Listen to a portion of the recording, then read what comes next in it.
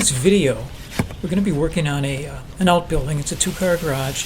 It was never sided, and the sheathing has been in contact with the ground. And as you can see, plants grew up around it for many years.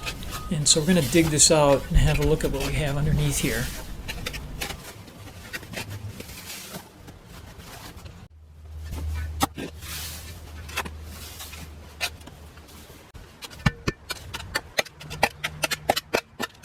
Ooh, something has to be done about this. We're going to cut a 6-inch wide replacement piece out of this pressure-treated plywood.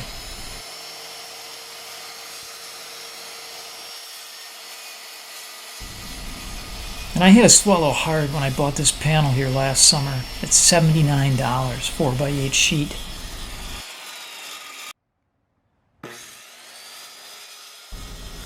And so I'm going to be able to use this one 4x8 sheet to go all the way around the perimeter of the garage.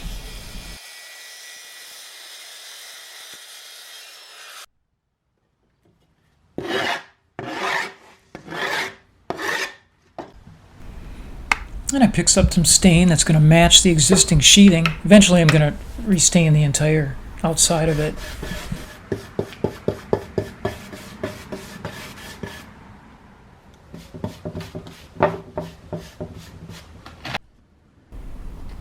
And the reason I cut and prepared this ahead of time is so that I could use it as a template to make my line, to mark my line where I'm going to make the cut and remove that bad piece.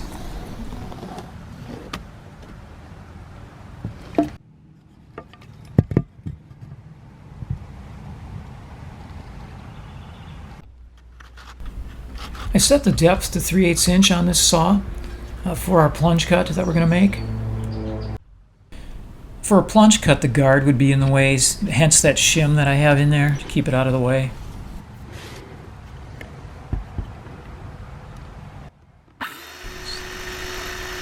I really like the light this 18-volt Ryobi throws out there so I can hit my line accurately.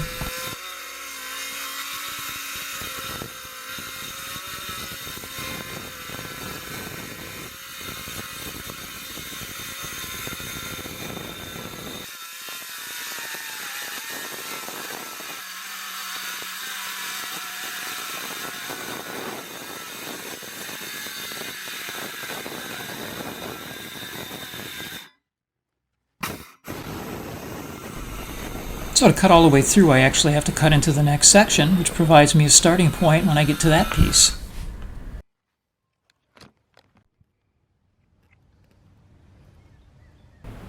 So it's kind of a three-step process. I start near the left side, then I go to the right end, and then finish up on the left end.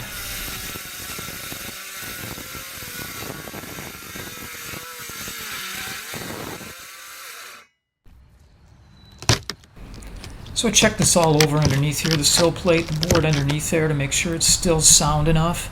There were a couple places I had to replace pieces of the board underneath.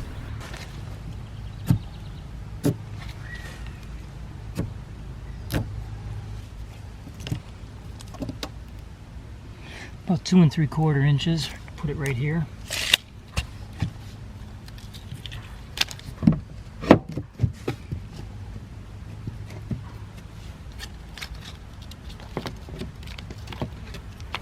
Okay, so we're going to use a couple shims underneath there, whatever it takes to jam this replacement board in place.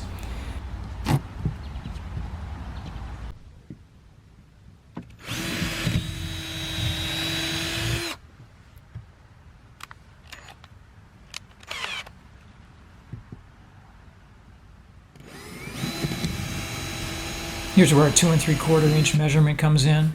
I want to hit that 2x4 behind there. Now I'm using this larger bit just to make a little countersink hole on top.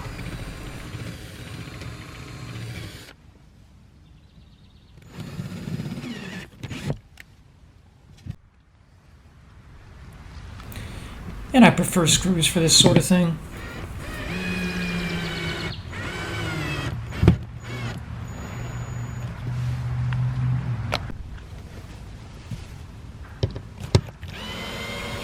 Okay, that's done. One more thing I will do is fill in the cracks with some wood putty.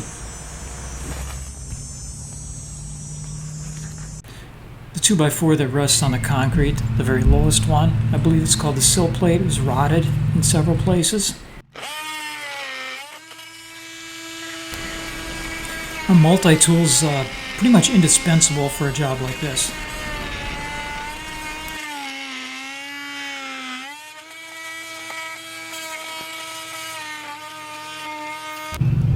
Okay, so that cut it out nice and clean.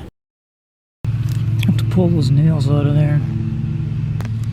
It's good to cut the heads off the lower inch or two so you can pry them out.